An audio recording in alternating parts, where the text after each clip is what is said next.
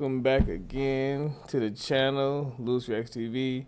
We're back with another video involving political parties. We're not political. We don't vote for either side. Really, pretty much don't care too much for it. It's all lies, anyways. But this is the inconvenient truth about the Republican Party. Now, the Republican Party gets a pretty bad rap, don't they? Yes, they do. It's always the opposite of what it's supposed to be.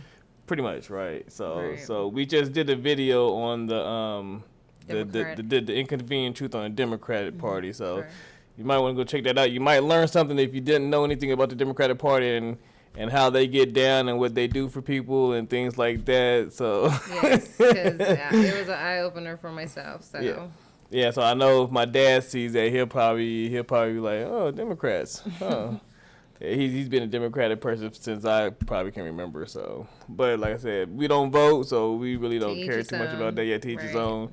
But it's good to know history. That's what they get. It's history, right? It's so, history. you know, and this is for educational purposes only. So we just learn a little bit of history about the Different parties. Yeah, the Republican and Democratic Party. So, further ado, let's get into it and see what we can learn about this Republican Party. Racist, sexist, Republican. These words are Damn. virtually interchangeable. She just came out the gate with it, huh? According to most professors, journalists, and celebrities. So are they right? Let's take a look at history. The Republican Party was created in 1854.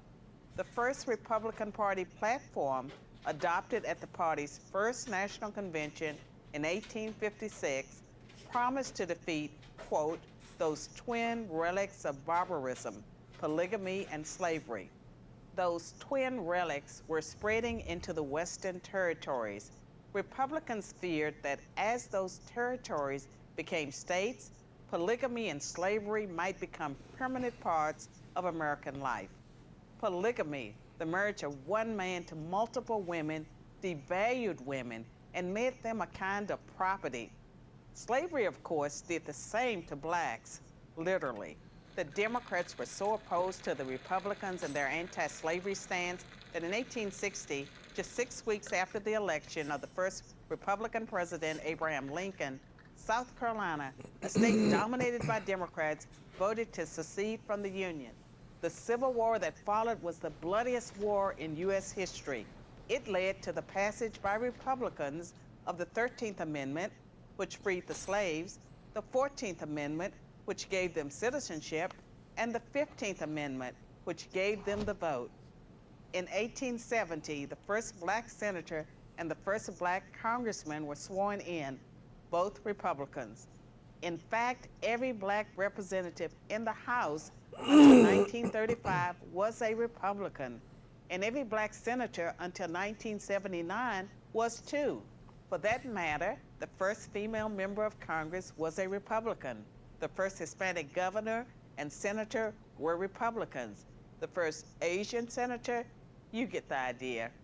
Republicans all. So, all that color in the Republican House from 1870 all the way up to 1979. And where did it all go? Right.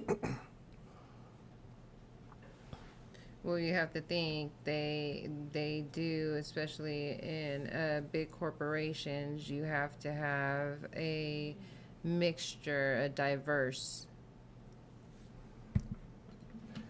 So, but where did all? But my thing is, where did all those seats go? How did it go from we having all those melanated or minority or people of color in those seats in the Republican, and then now all of a sudden everything is you got a sprinkle of color or a sprinkle of this or a sprinkle of that. How do you go from that to where we are now? That's what I'm saying. Like that right there is like mind-boggling to me. Well, also because some of those seats are, they're voted in, but then it takes a long time for them to actually lose their position as well. So they're keeping their position for seems like centuries, but they're keeping their position for a while. So somebody's liking them to vote them in. Also kept their pledge to defend women's rights. In 1862, the Morrill Anti-Bigamy Act was passed by the Republican-controlled Congress to put an end to polygamy. In 1920, after 52 years of Democratic Party opposition, the 19th Amendment was ratified thanks to the Republican Congress, which pressured Democratic President Woodrow Wilson to drop his opposition to women's rights. In the final tally, only 59% of House Democrats and 41% of Senate Democrats supported women's suffrage. That's compared to 91% of House Republicans and 82% of Senate Republicans. There certainly was a war on women, and it was led by the Democratic Party. Right. But while Republicans had won a major battle for women's rights, the fight for black civil rights had a long way to go. In the 1920s, Republican President Calvin Coolidge declared that the rights of blacks are just as sacred as those of any other citizen. By contrast, when famed sprinter Jesse Owens, a staunch Republican, won 4 gold medals at the 1936 Berlin Olympics, he was snubbed by Democratic President Franklin Roosevelt.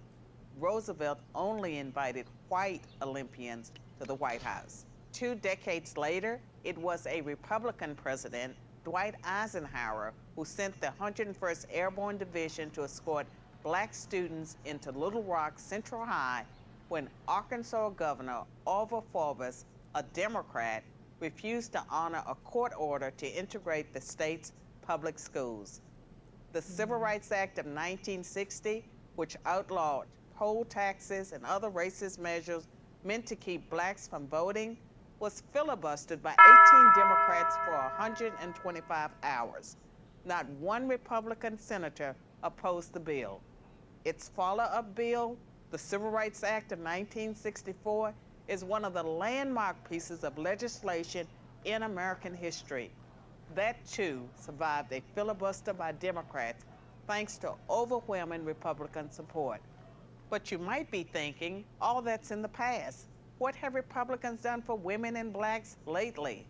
The answer you'd hear from professors, journalists, and celebrities is not much. And this time they'd be right. They'd be right because the Republican Party treats blacks and women as it treats everyone, as equals. The Democratic Party never has, and it still doesn't. Today's Democrats treat blacks and women as victims who aren't capable of succeeding on their own. The truth is, this is just a new kind of contempt. So there is a party with a long history of racism and sexism, but it ain't the Republicans. I'm Carol Swain for Prager University. Well, that was the inconvenient truth about the Republican Party. Nothing too much that I didn't know. It wasn't good to be colored or a woman back then. I mean, the That's Republican for Party sure. did a lot. You know, they did a Right. lot. They were all They did they were good. all people of color. They fought for the opposite of what the Democratic Party fought for. So it's just amazing how like Lincoln was a Republican, but he had a Democratic vice president. You know, and then he opposed his bill or whatever he had going on. So that just defeated the purpose. I don't understand that, but yeah. Well, we can thank the Republican for a lot of the good changes that happened that they fought for and was able to implement, because without them, there's a lot of stuff that I myself wouldn't be able to do today. Yeah, cool. But yeah, so subscribe, like, share this thing, drop a like in the comment, whatever you want to do. Yep, and we'll see you on the next one.